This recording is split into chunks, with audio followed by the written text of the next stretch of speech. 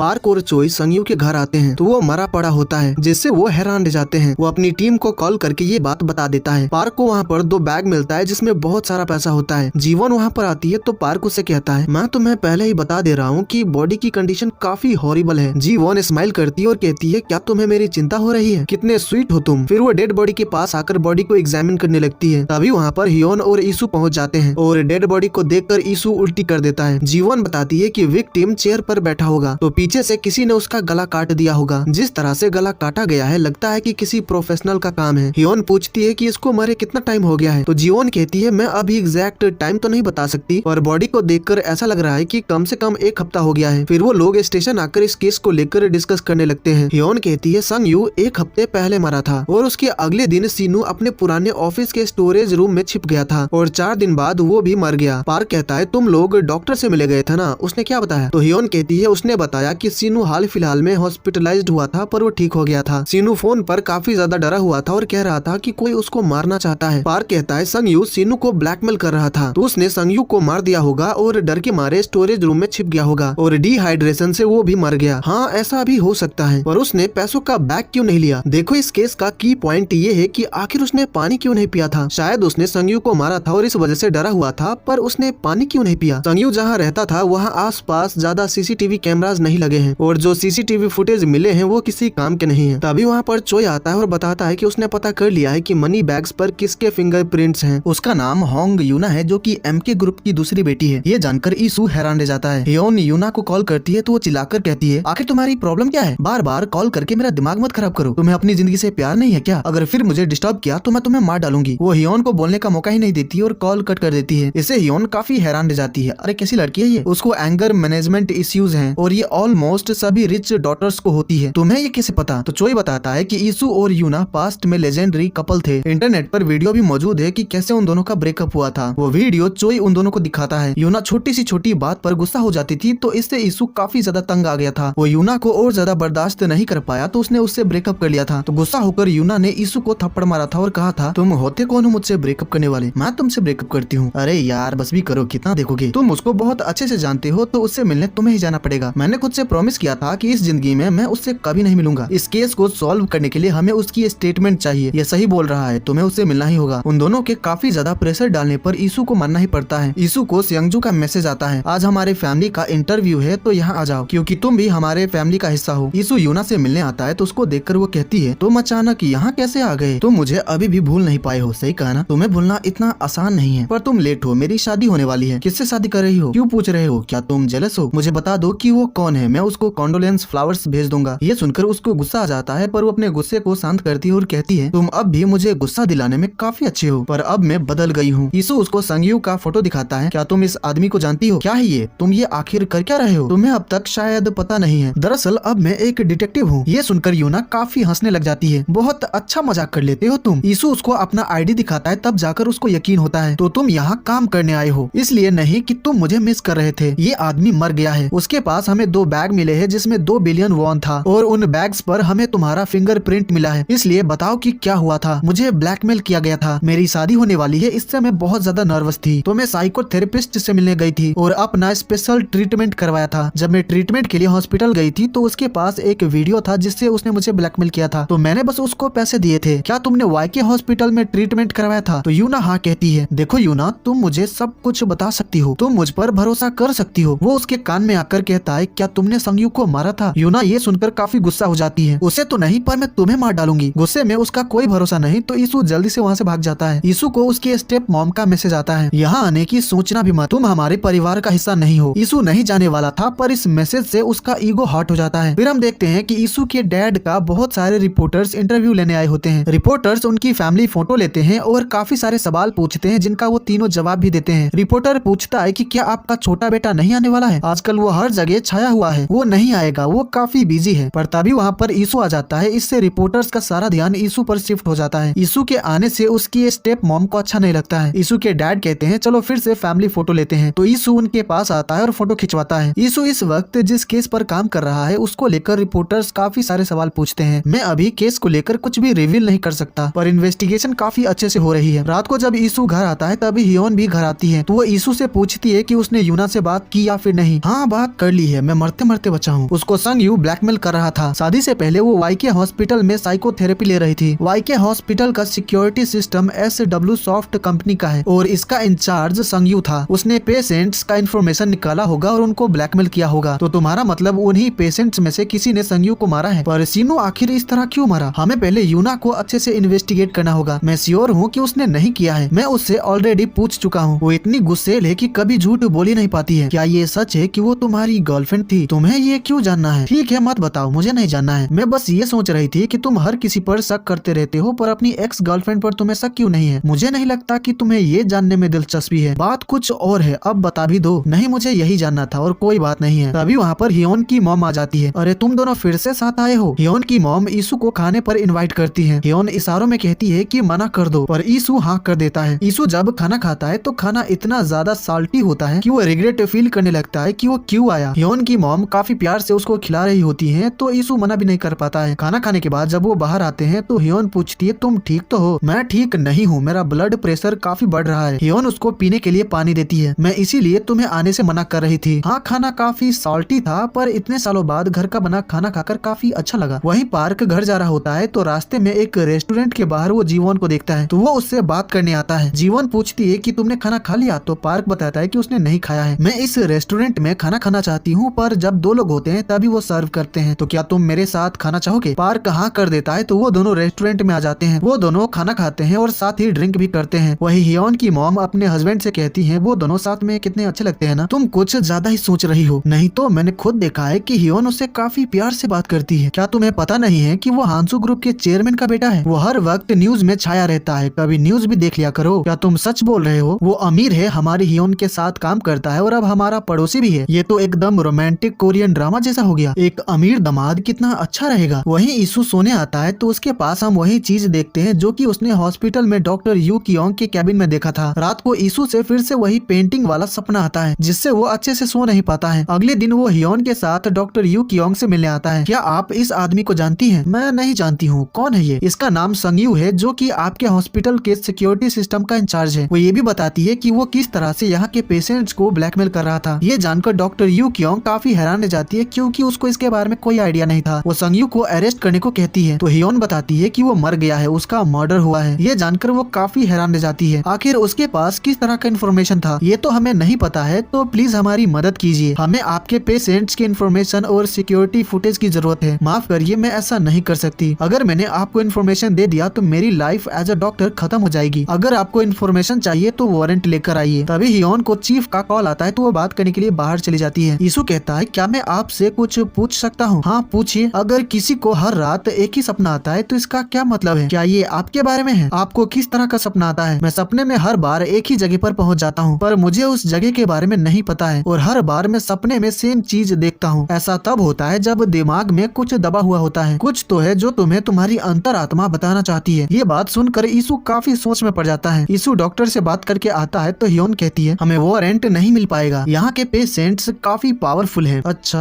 ऐसा है क्या? ईसू को इतना शांत देखकर हियोन कहती है, तुम्हें क्या हुआ है? तुमने डॉक्टर से क्या बात की? कुछ खास नहीं, चलो चलते हैं। वो दोनों गाड़ी में आकर बैठ जाते हैं। अरे मिस्टर डिटेक्टिव, आज इतने शांत क्यों हो? आज कुछ गेस नहीं करना है? आज मेरे पास कुछ गेस करने लायक ही नहीं है। ईसू के डैड को डॉक्टर यू कियोंग का मैसेज आता है, आपके बेटे को वो सपने आ रहे हैं, उसको जल्दी ही सब कुछ याद आ जाएगा। इससे ईसू के डैड काफी परेशान हो जाते हैं। वही रिपोर्टर गी सियोक ईसू का घर ढूंढ रहा होता है तो उसकी मुलाकात हियोन की मॉम से हो जाती है, जिनसे वो घर का एड्रेस पूछता है। हाँ मुझे पता है, पर आप इस घर को क्यों ढूंढ रहे हैं? 25 साल पहले उस घर में जो फैमिली रहती थी, मैं उसके बारे में पता कर रहा हूँ। ये तो काफी पुरानी बात है, मैं तो यहाँ सिर्फ 10 सालों से रह रही हूँ। वैसे आप क्या इन्वेस्टिगेट कर रहे हैं? हियोन की मॉम से एड्रेस जानने के बाद रिपोर्टर गी सियोक वहाँ पहुँच जाता है। वो डोरबेल बजाता है पर घर पर ईसू है ही नहीं, तो वो बगल वाले घर का डोरबेल बजाता है तो डोर हियोन के डैड खोलते हैं। जी बताइए क्या काम है? मेरा नाम गी सियोक है और मैं SBC का रिपोर्टर हूँ। मुझे रिपोर्टर्स पसंद नहीं है, तो चले जाओ यहाँ से। गी सियोक उनको पहचान जाता है तो कहता है, मैं आपके बारे में पूछताछ करने नहीं आया हूँ, मुझे उस घर के बारे में जानना है। 25 साल पहले उस घर में जो घटना हुई थी उस केस के इंचार्ज आप ही थे, सही कहा ना? क्या ये इलेक्शन की वजह से है? देखो मेरे पास तुम्हें बताने के लिए कुछ नहीं है। फिर वो अंदर चले जाते हैं। वही स्टेशन में हियोन केस पर काम कर रही होती है, पर ईसू काफी शांत बैठा होता है। तभी पार्क आता है और बताता है कि जिस दिन संगयू मरा था यूना US में थी। वैसे इस गधे को क्या हुआ है? ये इतना शांत तो कभी नहीं रहता है। मुझे नहीं पता है। चोई फोरेंसिक रिजल्ट लेकर आता है और कहता है वो दोनों मिले हुए थे। थे। चीनू और संगयू के बीच मैसेज के थ्रू क्या बात हुई थी पता चल गया है। मैसेज में लिखा होता है अब इसे यहीं रोक देते हैं, हमने ऑलरेडी 2 बार किया है, एक और बार करते हैं ना, पर ये काफी खतरनाक है। मैसेज में एक यूएसबी का जिक्र किया गया होता है। हियोन कहती है अब चीजें सेंस बना रही है। घोटाला को लेकर संगयू सीनू को ब्लैकमेल कर रहा था, पर सीनू के पास पैसे नहीं थे, तो इसलिए संगयू ने पेशेंट्स को उनका इन्फॉर्मेशन का इस्तेमाल करके ब्लैकमेल किया था। पर कोई पेशेंट इससे गुस्सा हो गया और संगयू को मार दिया। इससे सीनू काफी डर गया था और अपने पुराने ऑफिस में छिप गया था। ये सब सुनकर ईसू कहता है कौन उन दोनों पर गुस्सा था पता करने के लिए हमें उस यूएसबी को ढूंढना होगा। वो तीनों उसको देखने लगते हैं क्योंकि सुबह से अब जाकर उसने अपना मुंह खोला है। अरे मुझे ऐसे क्यों देख रहे हो, चलो यूएसबी ढूंढने चलते हैं। चोई और पार्क सीनू के कंपनी आकर यूएसबी ढूंढने लगते हैं। वही हियोन और ईसू संगयू के घर आते हैं। हियोन गाड़ी पार्क करने चली जाती है तो ईसू अकेले ही संगयू के घर आता है, तो घर में एक आदमी मौजूद होता है। उन दोनों में लड़ाई होने लगती है। ईसू उस आदमी पर भारी पड़ रहा होता है, तो ईसू के पास जो हथकड़ी होती है वो आदमी उसको ही पहना देता है और एक्सरसाइज इक्विपमेंट में उसको बांध देता है। फिर वो वहाँ से भाग जाता है। ईसू के पास चाबी होती है जिससे वो हथकड़ी खोल लेता है। ईसू खिड़की से देखता है कि वो आदमी उसके हाथ से निकलने वाला है। हियोन जब वहाँ पर आती है तो ईसू रस्सी बांधकर खिड़की से नीचे कूद जाता है। इससे हियोन काफी डर जाती है। नीचे आकर ईसू उस आदमी को पकड़ लेता है। वो बंदा संगयू के घर में था, तुमने देखा ना मैंने उसको कैसे पकड़ा। हियोन गुस्से में कहती है क्या तुम पागल हो, तुम्हारी जान भी जा सकती थी। क्या तुमने देखा नहीं था कि मैं रस्सी की मदद से नीचे कूदा था, पर अगर वो रस्सी टूट जाती तो देखो उसको पकड़ने के लिए मेरे पास और कोई रास्ता नहीं था। ये उसके बारे में नहीं है, तुम इतने लापरवाह क्यों हो। ईसू पर काफी ज्यादा गुस्सा करने के बाद वो दोनों उस आदमी को स्टेशन लेकर आते हैं। हियोन चोई से कहती है इसे इन्वेस्टिगेशन रूम में बिठाओ। हियोन को उसकी मॉम का कॉल आता है। उसकी मॉम बताती है कि एक रिपोर्टर ईसू का घर ढूंढ रहा था। 25 साल पहले उस घर में जो फैमिली रह रही थी वो उनके बारे में पूछताछ कर रहा है। उसने बताया कि उस घर में जो औरत रहती थी वो मर गई थी। इससे मुझे याद आया कि ईसू ने मुझे बताया था कि जब वो छोटा था तो वो अपनी मॉम के साथ उसी घर में रहता था। तो क्या तुम्हें इसके बारे में पता है? मुझे नहीं पता है। अपनी मॉम से बात करने के बाद हियोन उसी केस का रिकॉर्ड चेक करती है। वो एक सुसाइड केस था। ईसू की मॉम बाथ टब में डूब कर मर गई थी और बाथ टब के पास ईसू बेहोशी की हालत में पाया गया था। ईसू की मॉम डिप्रेशन की वजह से स्लीपिंग पिल्स लेती रहती थी और इस केस के इंचार्ज हियोन के डैड थे। हियोन ने ईसू से पूछा था कि उसकी मॉम कैसे मरी थी, तो उसने कहा था शायद कार एक्सीडेंट था। मुझे तो अब ठीक से याद भी नहीं है। ये सब कुछ जानने के बाद हियोन काफी शॉक्ड जाती है और काफी उदास हो जाती है और ईसू को देखने लगती है। ईसू सोच में पड़ जाता है कि इसे क्या हो गया और ये पार्ट यहीं पर खत्म हो जाता है।